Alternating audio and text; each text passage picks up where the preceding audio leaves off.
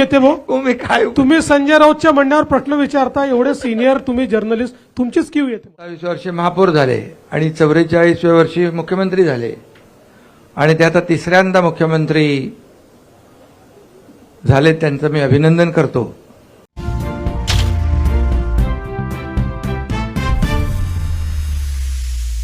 महाजनजी, चंद्रकांतदादा पाटीलजी आणि उपस्थित सर्व मान्यवरांनो, दरवर्षीच्या प्रथेप्रमाणे हिवाळी अधिवेशनाच्या निमित्तानं आज आम्ही सगळेजण नागपूरमध्ये आलोय.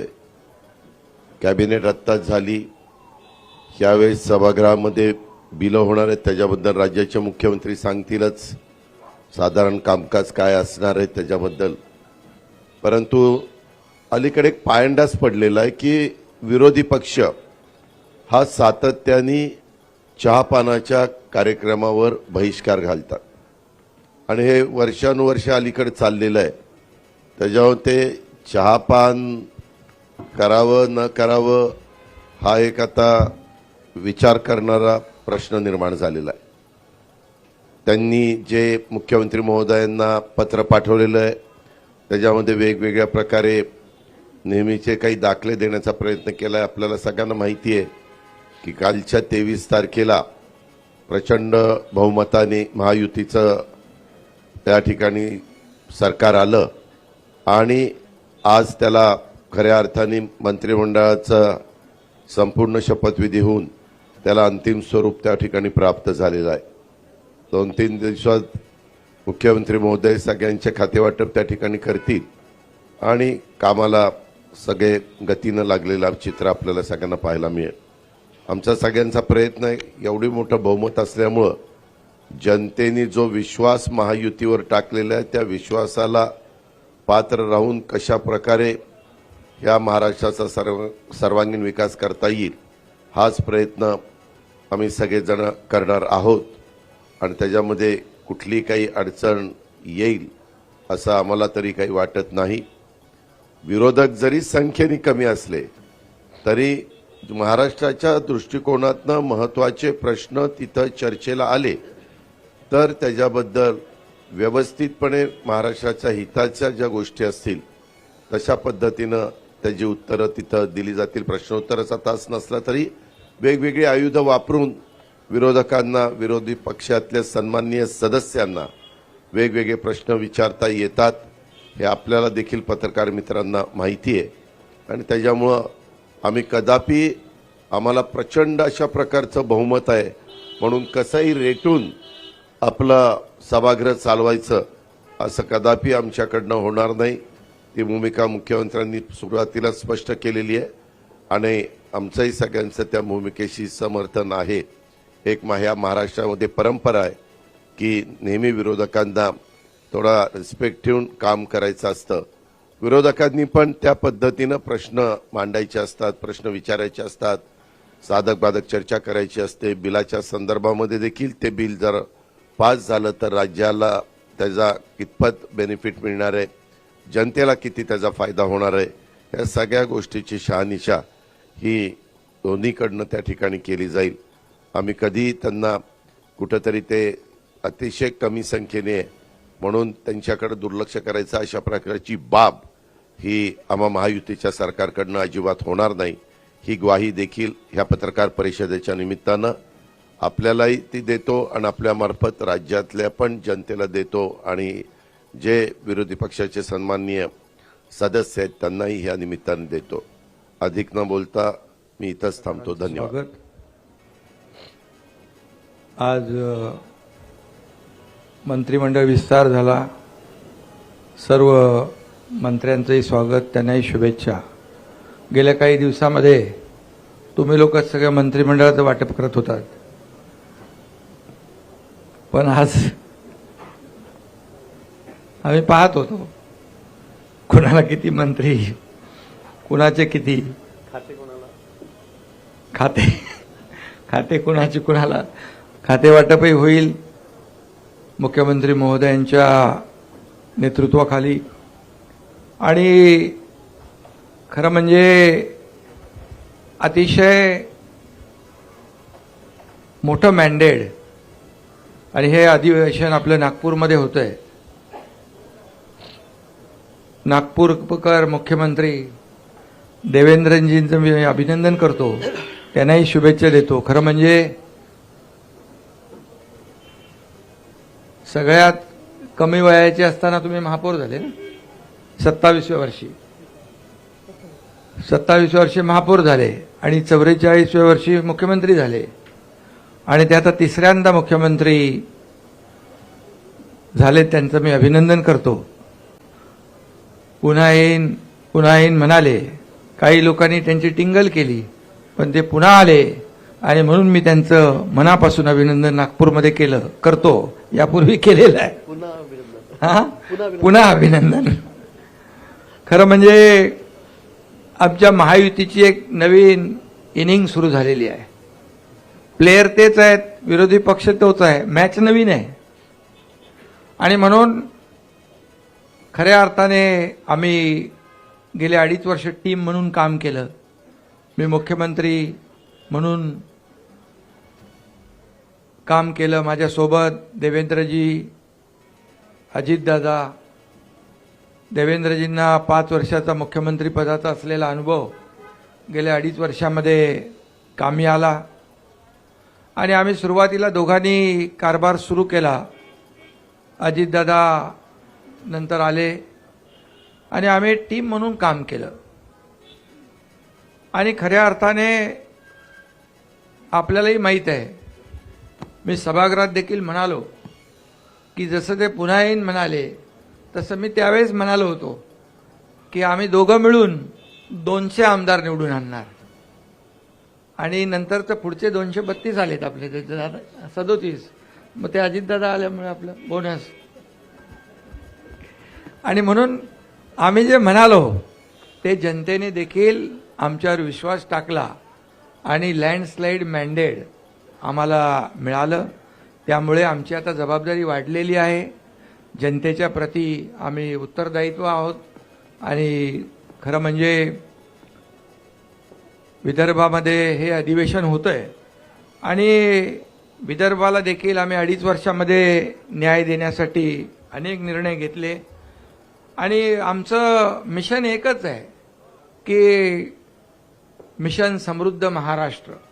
संपूर्ण गेल्या 2.5 वर्षामध्ये आपण पाहिलं की महाविकास आघाडीने जी थांबवलेली विकास कामं ती आम्ही त्याला गती दिली, जी देवेंद्रजींच्या काळामध्ये सुरू झाली परंतु नंतर ते प्रकल्प बंद पडले. ते फार म्हणजे शेतकऱ्यांच्या हिताचे, जनतेच्या हिताचे प्रकल्प होते, परंतु आम्ही त्याला चालना दिली. त्याची काही उद्घाटने आदरणीय प्रधानमंत्री महोदयांच्या शुभहस्ते झाली.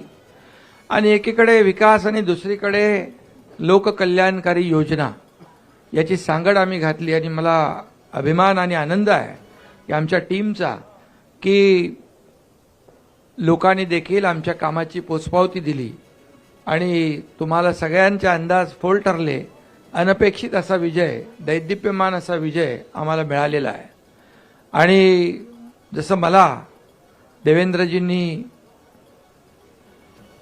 खंबीर पाठिंबा दिला, ते उपमुख्यमंत्री होते आणि मला मुख्यमंत्री म्हणून त्यांनी पाठिंबा दिला, नंतर अजितदादांनी दिला, तसाच हा एकनाथ शिंदे देखील देवेंद्रजींच्या पाठीशी खंबीरपणे उभा राहील. कारण तुम्ही रोज काहीतरी सांगता, नाराज आहे काय. आता नाराज आणि खुशी, आनंद कसा काय व्यक्त करायचा त्याचं एक डेफिनेशन पण तुम्ही सांगायला पाहिजे. आणि म्हणून आमच्या टीममध्ये आम्ही सगळे एक टीम म्हणून काम करणार आहोत.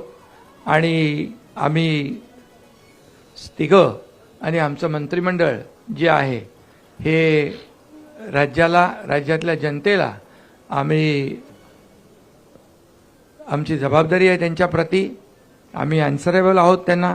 आणि म्हणून चांगलं सरकार या ठिकाणी, लोकाभिमुख सरकार, आणि जे गतिमानतेने आम्ही निर्णय घेतले तसेच गतिमानतेने निर्णय यापुढे आम्ही घेऊ. आणि खऱ्या अर्थाने या ठिकाणी एक लोकाभिमुख सरकार, एक सर्वसामान्यांचं सरकार म्हणून आम्ही म्हणत होतो.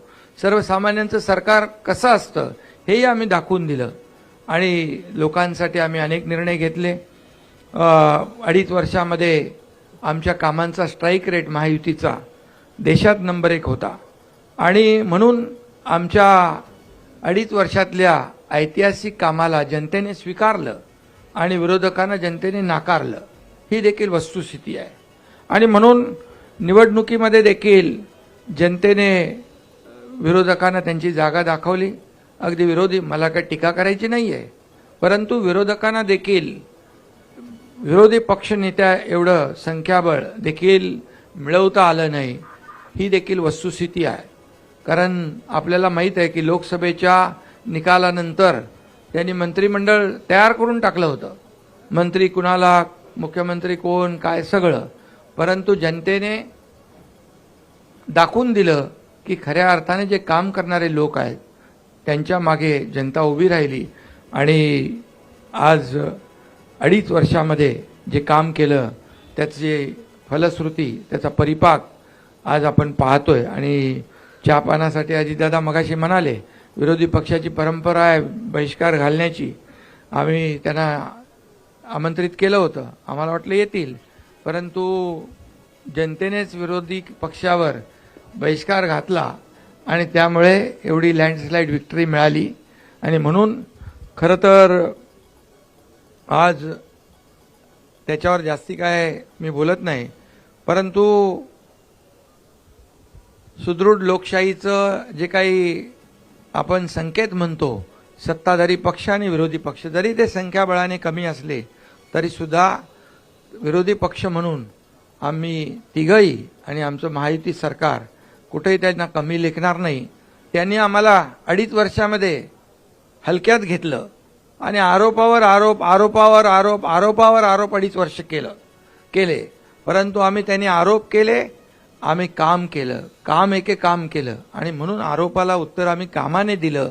आणि म्हणून त्यांनी आम्हाला हलक्यात घेतलं म्हणून त्यांची ही गत झाली. त्यांना आम्ही काय हलक्यात घेणार नाही, आम्ही त्यांचा मान सन्मान नक्की ठेवू. आता त्यांनी सकारात्मक राजकारण केलं पाहिजे. कन्स्ट्रक्टिव्ह क्रिटिसिझमची अपेक्षा त्यांच्याकडून आहे. आणि जिथं सरकार किंवा कुठं चुकत असेल तर विरोधी पक्षाने नक्की बोलावं. परंतु या ठिकाणी विरोधाला केवळ विरोध न करता सरकारच्या चांगल्या कामामध्ये, अधिवेशनामध्ये आपण भाग घेतला पाहिजे सगळ्यांनी. सारखं ते काय त्याला म्हणतो सभात्याग करून लोकांना न्याय देता येणार नाही. आणि म्हणून आम्ही एवढंच सांगतो की आदरणीय प्रधानमंत्री देखील म्हणाले 2047 मध्ये भारत स्वातंत्र्याची 100 वर्ष पूर्ण करेल, तेव्हा विकसित भारत कसा असला पाहिजे यासाठी त्यांनी 11 संकल्प कालच जाहीर केलेत. आणि आपल्याला माहीत आहे की आम्ही आपलं महायुतीचं सरकार आदरणीय प्रधानमंत्री मोदी साहेबांच्या मार्गदर्शनाखाली आम्ही काम केलं. डबल इंजिनचं सरकार म्हणून आम्ही काम केलं. आणि म्हणून आमचाही देखील अजेंडा आहे, याला प्रगत राज्य करायचं. मुख्यमंत्री महोदयांच्या नेतृत्वाखाली या ठिकाणी राज्य अधिक गतिमान होईल आणि पुढे या राज्यातल्या जनतेला न्याय मिळेल. आणि मी हेही सांगतो की काही मगाशी त्यांनी पत्र दिलेलं आहे ईव्हीएमच्या बद्दल, त्या ठिकाणी काही धानाच्या बद्दल. आता आपण मला वाटतं गेल्या वर्षी आपण 15,000 रुपये दिले ना, 20,000 रुपये दिले. पहिले 15 दिले, नंतर 20 दिले आपण. म्हणजे धानाला बोनस देखील आपण आपल्या काळात जास्ती दिला. विदर्भामध्ये देखील आपण अनेक निर्णय घेतले. मुख्यमंत्री स्वतः इकडचे असल्यामुळे अनेक निर्णय आपण पाण्याचे घेतले, सिंचनाचे घेतले, वैनगंगा, नळगंगा, गोसेखुर्द, ते पर्यटनाचा जो आपलं बॅकवॉटर आहे त्याच्यावर आपण हे केलं. सुरजागडमध्ये आपण प्रकल्प सुरू केले मोठ्या प्रमाणावर. त्याच्यात मी डिटेलमध्ये जात नाही, परंतु आम्हाला अभिमान आहे की आम्ही जे काम केलं विदर्भासाठी, फक्त विदर्भामध्ये खरं म्हणजे औपचारिकता म्हणून अधिवेशन नाही आहे, तर विदर्भामध्ये आल्यानंतर या नागपूरमध्ये जे अधिवेशन आहे त्याची फलश्रुती झाली पाहिजे. आणि गेल्या 2.5 वर्षामध्ये देखील आम्ही अनेक निर्णय घेतले या विदर्भासाठी, याचा देखील आनंद आणि समाधान आहे. आणि म्हणून मी आपल्याला एवढंच सांगतो की आमच्या महायुतीच्या काळामध्ये मराठी भाषेला अभिजात भाषेचा दर्जा देवेंद्रजींनी स्वतः त्याचा पाठपुरावा देखील केला. आणि आदरणीय प्रधानमंत्री महोदयांनी तो देखील निर्णय घेतला. त्यामुळे अशी अनेक कामं आहेत, किती निर्णय घेतले आपण की ते सांगायला या ठिकाणी वेळ पुरणार नाही. गेल्या 2.5 वर्षात आम्ही 86 कॅबिनेट बैठका घेतल्या, 850 निर्णय घेतले. सर्व निर्णय लोकहिताचे, जनहिताचे निर्णय आम्ही घेतले आणि आम्ही तिघांनी मिळून जे जनतेसाठी, या महाराष्ट्रातल्या लोकांसाठी घेतले ते आपल्या सगळ्यांना माहीत आहेत. आणि म्हणून यापुढे देखील एक टीम म्हणून आम्ही काम करतोय. नक्कीच पुढचा जो काही कालावधी आहे हा सर्वसामान्य जनतेसाठी, या राज्याच्या विकासासाठी, या राज्याच्या सर्वांगीण विकासासाठी केंद्र सरकार देखील आमच्या पाठीशी उभं आहे. आणि म्हणून याचा फायदा जनतेला होईल, महाराष्ट्राला होईल.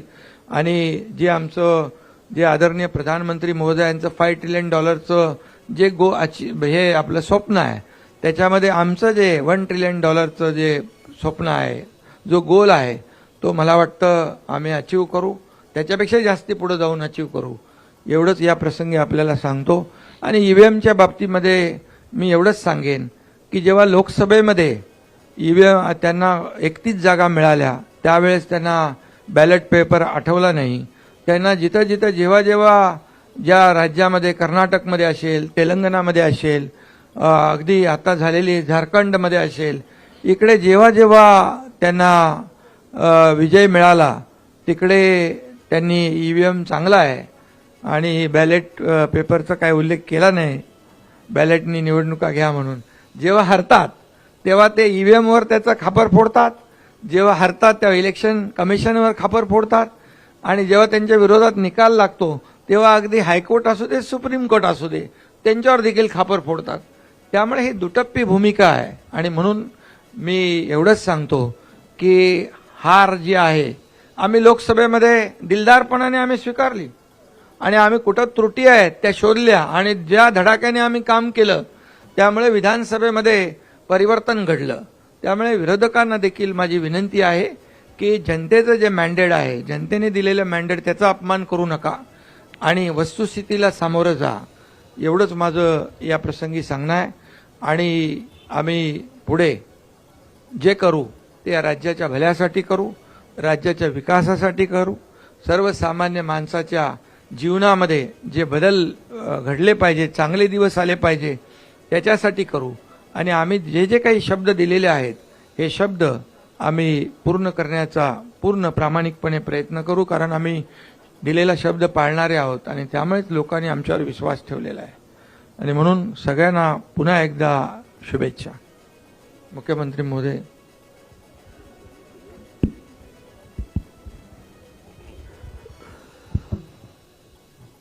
सर्वप्रथम आपल्या सर्वांचं या ठिकाणी मी अतिशय मनपूर्वक स्वागत करतो. आणि हिवाळी अधिवेशन आहे आणि थंडी देखील आहे, त्यामुळे निश्चितपणे या अधिवेशनामध्ये आम्ही महाराष्ट्राच्या जनतेला ऊब मिळेल आणि ऊर्जा मिळेल अशा प्रकारचा कारभार करण्याचा प्रयत्न हा निश्चितपणे करू. राज्य मंत्रिमंडळाचा आजच विस्तार आम्ही केलेला आहे आणि या ठिकाणी आम्ही आज आमच्या 39 मंत्र्यांनी शपथ घेतलेली आहे, ज्याच्यामध्ये 6 राज्यमंत्री आहेत. आजपासनं आमचा गतिशील कारभार आम्ही सुरू केलेला आहे. अर्थातच तुमचा पुढचा प्रश्न जो असणार आहे त्याचं उत्तर दादांनी आणि शिंदे साहेबांनी दिलंय की खाते वाटप कधी, तर येत्या 2 दिवसात खाते वाटप देखील आम्ही पूर्ण करू. जवळपास सगळी क्लॅरिटी आमची झालेली आहे आणि या अधिवेशनामध्ये आपल्याला कल्पना आहे की राज्यपालांच्या अभिभाषणावरची चर्चा, पुरवणी मागण्यांवरची चर्चा, सत्तारूढ पक्ष आणि विरोधी पक्षांच्या प्रस्तावावरची चर्चा आणि त्याचसोबत जवळपास 20 बिलं या अधिवेशनामध्ये येणार आहेत. कारण मागच्या काळात निवडणुकीपूर्वी जे काही अध्यादेश निघाले होते ते बिलांमध्ये कन्व्हर्ट होणार आहेत आणि म्हणून चांगलं कामकाज करण्याचा आमचा प्रयत्न आहे. विरोधी पक्षाने एक पत्र दिलं, मागच्याच अधिवेशनातलं पत्र फक्त एक ईव्हीएमचा पॅरेग्राफ ऍड करून त्यांनी दिलं आणि म्हणून आपण मगाशी बघितलं असेल की बोलताना ते हिवाळी अधिवेशनाला पावसाळी अधिवेशन म्हणाले, कारण पत्र ते जुनंच होतं. पण मला असं वाटतं की जे काही मुद्दे त्यांनी उपस्थित केलेले आहेत पत्रामध्ये, त्याची उत्तरं वारंवार आम्ही दिलेली आहेत आणि ते जेवढे वेळा उपस्थित करतील तेवढे वेळा त्या प्रश्नांची उत्तरं ही निश्चितपणे आम्ही देऊ. महाराष्ट्रामध्ये एक गतिशील सरकार आणायचं आमचा प्रयत्न आहे आणि जसं शिंदे साहेबांनी सांगितलं, ईव्हीएमच्या संदर्भात आता एक नरेटिव्ह तयार करण्याचा प्रयत्न ते करतायत. त्याचंही उत्तर चर्चेच्या दरम्यान आम्ही देऊ. पण मला त्यांना सांगायचं आहे की या ईव्हीएमचा अर्थ असा आहे, एव्हरी वोट फॉर महाराष्ट्र.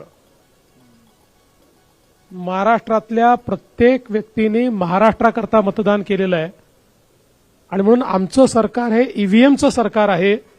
पण त्या ईव्हीएमचा अर्थ आहे every vote for magnetic Maharashtra आणि आम्ही तो महाराष्ट्र घडवण्याकरता या ठिकाणी पुढच्या काळामध्ये कारभार हा निश्चितपणे या ठिकाणी करू. काही उल्लेख त्यांनी केलेले आहेत, ज्याचं उत्तर आता शिंदे साहेबांनी दिलं. खरं म्हणजे मी आकडेवारी सभागृहात सांगेन, पण आपल्याला सांगतो की सोयाबीनच्या खरेदीमध्ये यावर्षी आपण गेल्या 15 वर्षाचे रेकॉर्ड तोडले आहेत. इतक्या मोठ्या प्रमाणात खरेदी चाललेली आहे आणि मागच्या वर्षी सोयाबीन आणि कापसाकरता भावांतर योजना आपण राबवून हमी भावापेक्षा जो काही मार्केट रेट कमी होता त्याचे पैसे दिले, ते शेतकऱ्यांच्या खात्यामध्ये पोचले देखील. दुधाचा विषय असेल त्याला 5 रुपये 7 रुपये अशा प्रकारे मदत करण्याचं काम आपण केलं आणि एकूणच शेतकऱ्याच्या पाठीशी आपण उभं राहिलो. धानाच्या शेतकऱ्याला हेक्टरी 20,000 रुपये मदत आपण त्या ठिकाणी केली आणि म्हणून शेतकऱ्यांच्या पाठीशी ताकदीनं उभं राहणारं अशा प्रकारचं आपलं सरकार आहे. काही घटनांचा उल्लेख देखील या ठिकाणी करण्यात आलेला आहे. परभणीची जी घटना आहे त्या घटनेमध्ये एका मनोरुग्णाने ज्या प्रकारे भारताच्या संविधानाचा अपमान केला, त्या मनोरुग्णाला अटक देखील करण्यात आली. दुर्दैवाने त्याच्यानंतर एक उद्रेक देखील झाला. मला या निमित्ताने ही विनंती करायची आहे की अशा प्रकारे एखाद्या मनोरुग्णाच्या कृत्यावर असंवैधानिक पद्धतीनं उद्रेक करणं हे योग्य नाहीये. ते बाबासाहेबांना देखील कधीच मंजूर झालं नसतं. मात्र जी घटना घडली ती घडून चुकली आहे. मी एवढंच सांगतो, हे सरकार संविधानाचा सर्वोच्च सन्मान करणारं सरकार आहे. कुठल्याही परिस्थितीमध्ये तसूभरही संविधानापेक्षा वेगळं काम हे सरकार करणार नाही. आम्ही सगळ्यांनी ज्या संविधानाची शपथ घेतली आहे त्या शपथेप्रमाणेच हे सरकार काम करेल, संविधानाचा गौरव करेल, हा विश्वास या निमित्ताने मी देतो. बीड जिल्ह्यातली जी काही घटना आहे अतिशय निगृण अशा प्रकारची जी काही सरपंचाची हत्या त्या ठिकाणी झालेली आहे त्या संदर्भात काही लोकांवर कारवाई केली आहे, काहींना सस्पेंड केलाय, काहींना घरी पाठवलाय. 3 आरोपी सापडले आहेत, 4 आरोपी अजून आपण शोधतो आहोत, लवकरच ते सापडतील. केस सीआयडीला दिली आहे. स्पेशल SIT कॉन्स्टिट्यूट करून या केसच्या संदर्भातली सगळी चौकशी आम्ही करणार आहोत आणि कुठल्याही परिस्थितीमध्ये आरोपी कोणीही असो, कोणीही कुठल्याच आरोपीला या ठिकाणी सोडलं जाणार नाही. अशा प्रकारच्या घटना या महाराष्ट्रामध्ये गांभीर्यानेच घेतल्या जातात आणि गांभीर्यानेच घेतल्या जातील. त्यामुळे SITच्या माध्यमातून सगळे धागेदोरे शोधून काढण्याचं काम हे निश्चितपणे या ठिकाणी आपण करू. खरं म्हणजे 3-4 विषय विरोधकांनी उपस्थित केलेले आहेत. त्या विषयांवर सविस्तर उत्तर हे सभागृहामध्ये आम्ही निश्चितपणे देऊ. मी आज एवढंच सांगतो की ज्याचा उल्लेख आमच्या दोन्ही सन्माननीय उपमुख्यमंत्र्यांनी केला आहे, आमची सगळ्या प्रकारच्या चर्चेची तयारी आहे. विरोधी पक्षाने चर्चा करावी, कुठेही त्यांचा आवाज आम्ही दाबणार नाही, कुठेही आम्ही चर्चेपासून मागे हटणार नाही. फक्त अपेक्षा एवढीच आहे की लोकसभेप्रमाणे चर्चा न करता पळ काढायचा आणि मीडियासमोर केवळ बोलायचं हे मात्र योग्य आहे असं मला वाटत नाही. उलट हे लोकशाही विरोधी आहे. सभागृहात बोलून मीडियात कव्हर झालं तर ती खरी लोकशाही आहे, पण सभागृहात बोलायचंच नाही आणि मीडियासमोर जाऊन बोलायचं, अशा प्रकारची लोकशाही ते जर चालवणार असतील तर त्यांचा लोकशाहीवर विश्वास नाही असंच आपल्याला म्हणावं लागेल. बाकी सगळ्या प्रश्नांची उत्तरं योग्य प्रकारे आम्ही देऊ, हा विश्वास मी विरोधकांना देखील या ठिकाणी देतो. आणि महाराष्ट्रामध्ये सामान्य माणसाला आणि विशेषतः विदर्भात हे अधिवेशन चालू असल्यामुळे विदर्भाच्या जनतेला देखील जो जास्तीत जास्त दिलासा देण्याचा प्रयत्न करता येईल तो करण्याचा प्रयत्न आम्ही सगळे मिळून करू, एवढाच विश्वास या निमित्ताने मी देतो. आणि विरोधकांना आवाहन करतो की त्यांनी चांगल्या प्रकारची चर्चा सभागृहामध्ये करावी.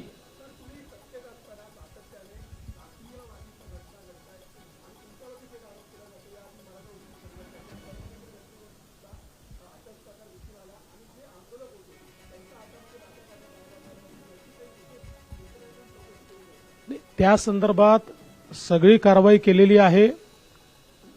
आम्ही पोलिसांना हे सांगितलेलं आहे की आकस बुद्धीने कारवाई करू नका, कोम्बिंग ऑपरेशन वगैरे करू नका, पण जे लोक कॅमेऱ्यामध्ये लाठ्या काठ्या घेऊन तोडफोड करताना दिसतायत, दगडं मारताना दिसतायत, त्यांच्यावर मात्र कडक कारवाई झाली पाहिजे हे मी सांगितलेलं आहे. आणि तुम्ही जो मूळ प्रश्न विचारला, मला असं वाटतं की मला टार्गेट करण्याच्या संदर्भातला जो विषय आहे त्याचं उत्तर या निवडणुकीने दिलेलं आहे.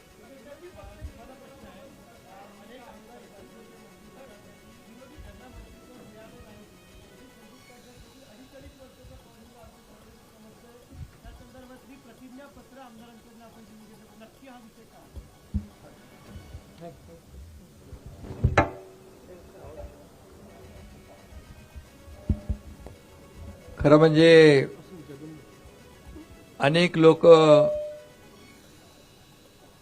त्यांची क्षमता असते, मंत्री बनण्याची अपेक्षा असते, इच्छा असते, त्यामुळे जे काम करू शकतील, कॅपेबल आहेत, आणि कोण ज्यांना दिलं ते त्या क्षमतेचे आहेत, ज्यांना नाही दिलं ते त्या क्षमतेचे नाहीत असं नाहीये. आणि म्हणून आम्ही एक पक्षाचा एक निर्णय घेतलाय, 2.5 वर्षाचं मंत्रीपद, जो काम करेल तो पुढे जाईल. आणि त्यामुळे आम्ही पक्षाने ठरवलेला तो निर्णय आहे. त्यामुळे मला वाटतं अनेक लोकांना संधी देऊ शकतो आणि खऱ्या अर्थाने माझी भूमिका स्पष्ट आहे की जे पद जो विभाग ज्याला मिळेल त्याला पूर्ण न्याय दिला पाहिजे आणि जो परफॉर्म करेल त्याला संधी मिळेल आणि त्याच्यात आपण म्हणतो ना काय इंग्रजीमध्ये परफॉर्म ऑर पेरिश, तर त्यामुळे जो परफॉर्म करेल तो पुढे जाईल. सीएम सर, माझा प्रश्न होता की विरोधी पक्षनेते पदाबाबत काय भूमिका आहे सरकारची? विरोधी पक्षनेते पदाबद्दल सरकारची भूमिका काहीच नसते.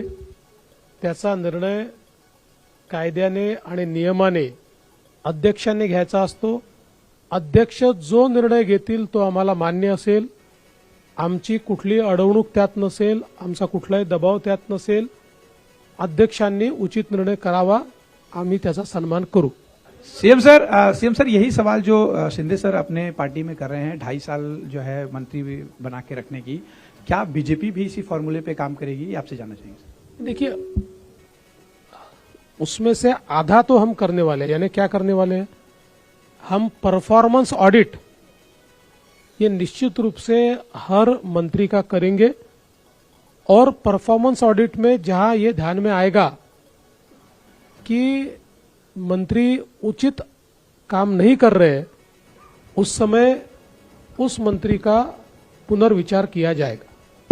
हा एक मिनिट जसं देवेंद्रजी म्हणाले तसं मी 2.5 वर्ष म्हणजे 2.5 वर्ष त्यांनी काही करावं असं नाही. त्याचं पण परफॉर्मन्स ऑडिट, त्याच्या कामाचं मूल्यमापन केलं जाईल. कामाचं मूल्यमापन मंत्र्यांचं होणार की तिन्ही म्हणजे सगळ्या मंत्र्यांचं होणार? तिघांनीही आम्ही आज आमच्या मंत्रिमंडळ बैठकीमध्ये आम्ही तिघांनीही सगळ्या मंत्र्यांना हे सांगितलेलं आहे की आपल्या सगळ्या मंत्र्यांच्या कामाचं परफॉर्मन्स ऑडिट आम्ही करू. आणि दुसरा प्रश्न की दंगलखोरांवर आपण कारवाई करण्यासंदर्भात कायदा केलेला आहे. अनेक ठिकाणी या जाळपोळीच्या घटना घडत आहेत आणि सार्वजनिक मालमत्तेचा विध्वंस होतो आहे, तर त्यांच्याकडनं तो खर्च वसूल करणे किंवा सार्वजनिक मालमत्तेचं कायद्याने नुकसान अशी कारवाई होणार का? निश्चित कायद्याप्रमाणे ती कारवाई केली जाईल.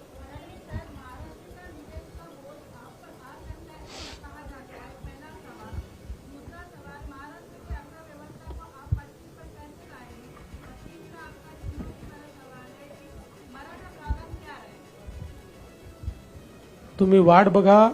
या तिन्ही विषयांवर आम्ही योग्य कारवाई करू. महाराष्ट्राची अर्थव्यवस्था ही चांगलीच आहे. आम्ही जे काही योजना आता केलेल्या आहेत त्या योजनाचा बोजा हा निश्चितपणे अर्थव्यवस्थेवर पडेल. त्याचं योग्य मॅनेजमेंट करण्याचा प्रयत्न आमचा असणार आहे. तर आपल्या मंत्रिमंडळात साधारण 40% चेहरे आहे हे नवीन तरुण आहेत. त्याचवेळी काही जुने जाणते आणि एक्सपिरियन्स लोकांना आपण सुट्टी केलेली आहे. त्याच्यामुळे मागे काय खास धोरण आहे का? नाही, आमचा प्रयत्न असा आहे की हे मंत्रिमंडळ एक सर्व प्रकारचा चेहरा याच्यामध्ये दिसला पाहिजे. त्या दृष्टीने काही जुने जाणते नेते आहेत, काही तरुण आहेत, महिलांना देखील आम्ही चांगल्या प्रकारे संधी दिलेली आहे. विविध समाजांना आम्ही संधी दिलेली आहे. ओबीसी समाज असेल, मराठा समाज असेल, धनगर समाज असेल, आदिवासी समाज असेल, एससी समाज असेल, विविध समाजांना देखील आम्ही प्रतिनिधित्व दिलेलं आहे. सर्व समावेशक अशा प्रकारचं मंत्रिमंडळ तयार करण्यात आले.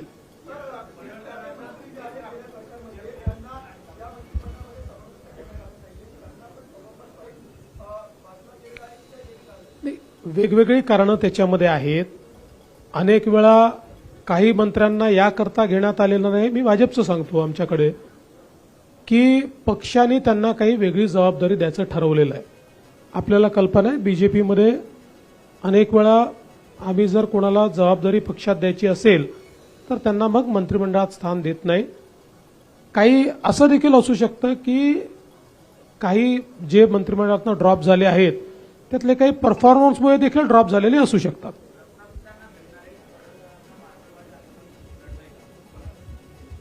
मला असं वाटत नाही. आणि शेवटी गोपीचंद पडळकर हे आत्ताच विधानसभेमध्ये निवडून आले आहेत. त्याच्या आधी ते विधान परिषदेमध्ये होते. उत्तम काम करणारे कार्यकर्ते आहेत, थोडे अग्रेसिव्ह आहेत. हा, हे निश्चितपणे आहे की आम्ही त्यांना हे सांगितलं की बोलताना त्यांनी संयम ठेवला पाहिजे, हे त्यांना निश्चितपणे सांगितलं. पण तुम्हाला सांगतो, एक चांगलं भविष्य असलेला तो नेता आहे.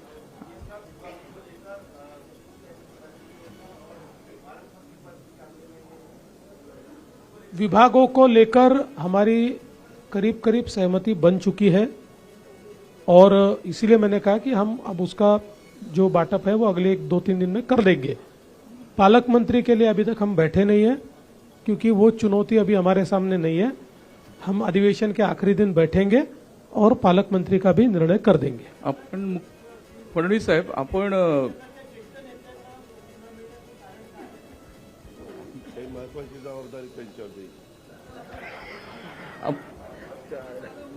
फडणवीस साहेब,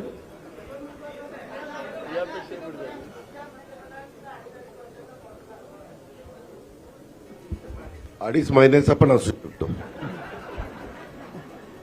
आपण लाडकी बहीण योजना राबवून सत्ता मिळाली आहे आपल्याला आणि या मंत्रिमंडळात केवळ 4च महिला आहेत, म्हणजे साधारण 10%च झाल्या आणि आपण महिलांची संख्या पुढच्या निवडणुकीत वाढवणार आहोत. तर ते त्यामागचं गणित काय? आणि दुसरं, एक जागा रिक्त आहे, ती कोणासाठी?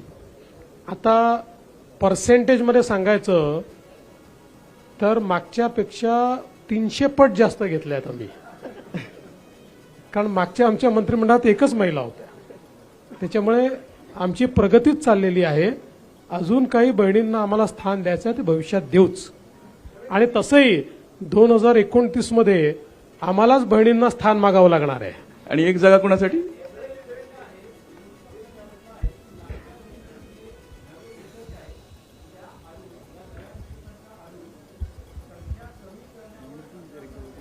माझं विरोधी पक्षाला आव्हान आहे की नवीन निकष कुठले आहेत त्यांनी सांगावे.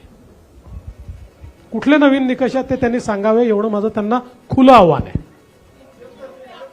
देवेंद्र भाऊ, सभागृहामध्ये तुम्ही अनेक वेळा सांगितलं होतं, उदाहरणार्थ औरंगजेबाच्या संदर्भामध्ये जी काय आंदोलनं झाली होती, घोषणा झाल्या होत्या, त्यावेळेला तुम्ही सांगितलं होतं की याच्यामागे काहीतरी षडयंत्र आहे, ते आम्ही योग्य शोधून काढू आणि त्यांच्यावरती कारवाई करू.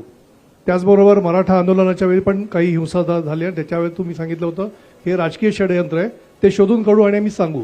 आतापर्यंत ते शोधून काढण्यात आलेलं नाही म्हणून ते सांगण्यात आलेलं नाही, किंवा शोधून काढलंय पण ते सांगायचं नाहीये. सगळ्या गोष्टी तुमच्यासमोर आलेल्याच आहेत. काय लपलेलं आहे? जे झालंय ते तुमच्यासमोर आलेलं आहे. ते पुन्हा नव्याने सांगण्याची आवश्यकता नाही आहे. पण काही गोष्टी मात्र तुम्ही जे म्हणालात, विशेषतः अराजकतेच्या संदर्भातल्या, त्याचा खुलासा या अधिवेशनात मी करणार आहे.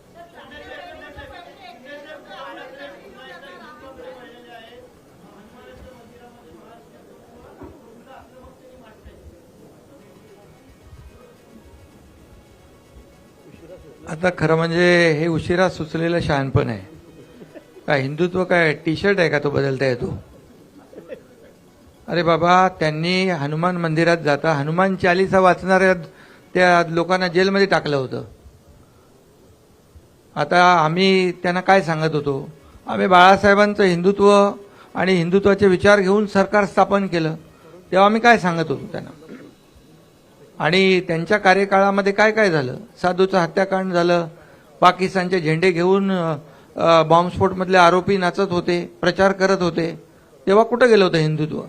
आता महाराष्ट्रातल्या लोकांनी त्यांना जागा दाखवली आणि ती जागा दाखवली आणि त्याच्यामुळे ते आता हिंदुत्वाचा पुकार करू लागले. सावरकरांचा महाविकास आघाडीच्या स्टेजवर सावरकरांच्या बद्दल कधी बोलले ते? आणि जो हौद से गई वो बूंद से नहीं आती है. सीएम सर वारंवार विरोधक तुमच्यावर आरोप करतायत की महायुतीमध्ये समन्वयाचा अभाव आहे, समन्वय नाहीये तिन्ही नेत्यांमध्ये आणि अधिवेशनामध्ये तिन्ही नेते एकमेकांच्या. तुम्हाला कोणी सांगितलंय? संजय राऊत. नाही, अरे बाबा, अच्छा, अरे बाप रे, विश्व काय, आम्ही इथं तिघं बसलो. मला तुमची क्यू येते भाऊ. तुम्ही काय, तुम्ही संजय राऊतच्या म्हणण्यावर प्रश्न विचारता, एवढे सिनियर तुम्ही जर्नलिस्ट, तुमचीच क्यू येते मला. सीएम साहब, सीएम सर, अरे सीएम साहब, नाही, आमची इच्छा होती घटक पक्षांना सामावून घ्यायची. काही कारणाने सामावून घेऊ शकलेलो नाही, पण भविष्यात त्यांना सामावून घेऊ. सीएम सर, असतील त्यांना महामंडळ वगैरे काही देणार आहात का लवकर? नाराजांना आम्ही समजून सांगू, आमचेच आहेत, त्यांना नक्की समजून सांगू.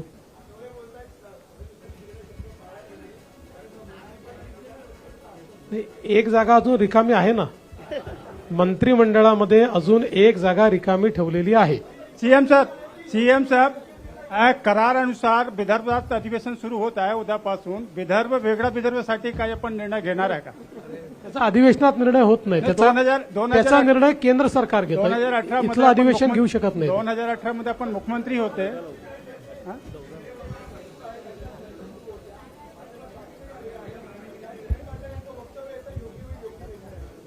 आमच्याकडे पूर्ण बहुमत आहे. आमच्याकडे भरपूर लोक निवडून आलेले आहेत. त्याच्यामुळे आमच्याकडनं तरी आता कुठलाही प्रयत्न नाही. एकनाथजी, प्रश्न असा आहे की आपण म्हटलं हिंदुत्व बदलता येत नाही, पण आता तुमच्या वेळेस घेतलेला हिंदुत्व नाही, टी शर्ट आहे का हिंदुत्व बदलायला असं म्हणालो मी. आणि महत्वाचं म्हणजे हिंदुत्व तुम्ही कधी खूप बदलूच उत्तम शकत निर्णय नाही. घेतला होता, गोमाता ही राजमाता. पण हिंदुत्ववादी कार्यकर्त्यांची अशी मागणी आहे की मनुष्यवधाचा गुन्हा दाखल झाला पाहिजे जर गोमातेला मारलं तर. कारण गो कत्तल होते आहे, गोमाता कापली जाते आहे आणि वारंवार या घटना होत आहेत की ट्रक सुद्धा जाळले जात आहेत. तर मोठ्या मोठ्या घटना अजूनही होत आहेत. तर तो ठोस निर्णय होईल का आता? नाही नाही, होणार ना ठोस निर्णय. त्याच्यावर कडक कारवाई करू. त्याच्यात कायद्यामध्ये आणखी आपण आणखी जे जे काही बंधनं आणता येतील ती आणू. सीएम सर, परभणीच्या घटनेमध्ये काही अर्बन नक्षल कनेक्शन पाहायला मिळत आहे का? अद्याप अशा प्रकारचं कनेक्शन दिसलेलं नाही. तथापि या घटनेची चौकशी चाललेली आहे.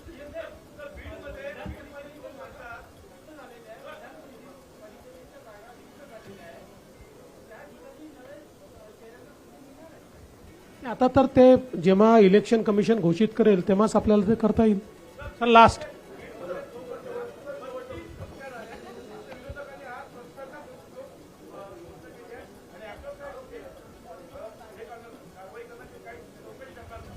मी मगाशीच सांगितलं की बीडच्या घटनेवर आम्ही SIT नेमतो आहोत आणि कायदा आणि सुव्यवस्थेच्या संदर्भात कुठली हयगय केली जाणार नाही. अतिशय कडक कारवाई त्या ठिकाणी केली जाईल. महाविकास